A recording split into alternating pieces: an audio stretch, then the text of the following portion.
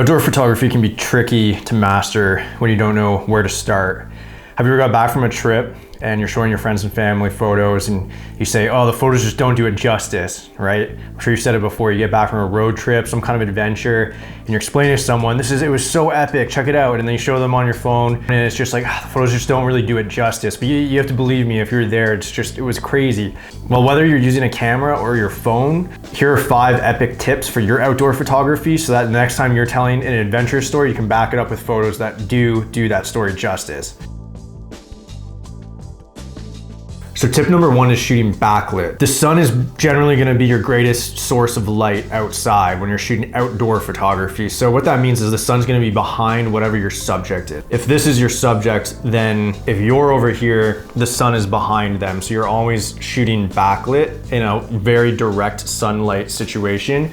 And the reason for that is because direct sunlight can be a really harsh light source, and if there's nothing diffusing it, the light can cast really tough shadows. And the way to overcome that is to have the sun directly behind your subject and cast like a really nice glow. Tip number 2 is to look for motion. So anything that is high action, whether it's running, biking, climbing, whatever it is that you're doing, imply as much motion as possible. So rather than just taking like a landscape image, actually have someone moving through that at kind of peak action, if you will. People are drawn to motion and inference, right? So it's like, well, what is that person actually doing in that photo? It gives the photo a lot more stopping power. So people are gonna pay attention to it, and it's just gonna stand out a lot more than if it was just a photo of someone just sitting there, not really implying any motion at all. Tip number 3 is time of day. So the most optimal time of day for outdoor photography is when the sun is really low in the sky. So that's gonna be either right before the sun actually rises, so before the sun's even in the sky at all really, to where it's, you know, an hour after sunrise. So you have a really nice soft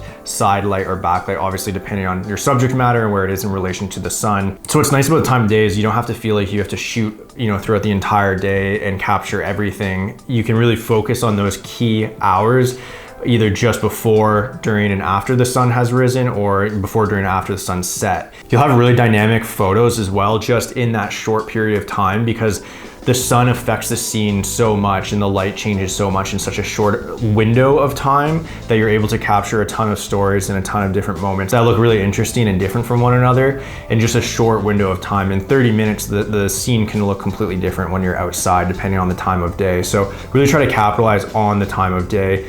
This isn't a hard and fast rule. I wouldn't say don't take photos, you know, in the middle of the day when the light is just not optimal at all. You'll have to be creative, but just focus on like the most opportune time when you can. Tip number 4 is in between moments. So in between moments are things like if you're camping, like when you're actually setting up camp. So this isn't peak action, but it tells a story, right? Eating is another kind of in between moment. If you're surfing, you know, like getting your board ready, like waxing your board. If you're biking, like, you know, swapping out your tires.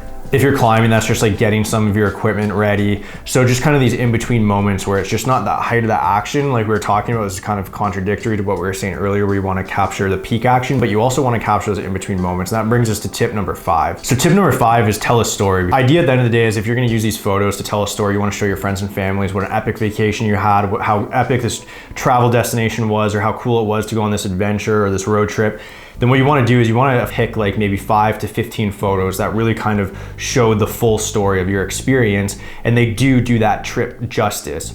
So the best way to do that is by telling a story. So how do you tell a story with photos? Well, you want to capture, think of like an editorial piece. So if you're reading a magazine, it's a featured piece on whatever topic, there's a variety of different photos, right? So there's usually a detail shot, all-encompassing wide shot that show the location or the concept as a whole. And then there's, you know, a portrait shot where it shows the people who are there. So think about those 3 elements. I mean, storytelling is something we can definitely really do a deep dive onto and pick apart on a much deeper level, and we will in the future. But if you apply those 3 elements, that's a really good start. If you want to share any of your photos, hashtag smashing boundaries, and I would love to kind of engage with the community that way and see what kind of photos you're creating and how you're applying those 5 tips to your photos. And hopefully those will elevate your photography and your adventures as you can take them home and have better stories to tell. So we'll see you on the next video.